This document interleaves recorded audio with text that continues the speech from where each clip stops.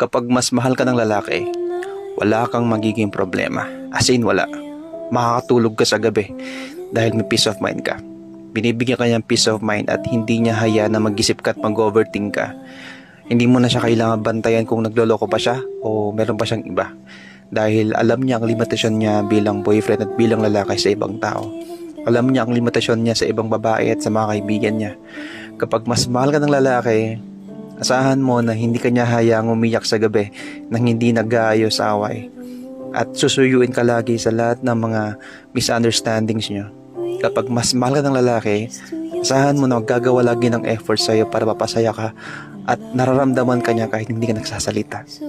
Kapag mas mahal ka ng lalaki, asahan mo na lagi siyang gagawa ng paraan para ma-excite ka at ma-excite kayong dalawa sa relationship niyo. Ang lalaki kapag sobrang mahal ka niyan, ikaw lang yung focus niya, ikaw lang yung tinitignan niya at ikaw lang yung mahal niya.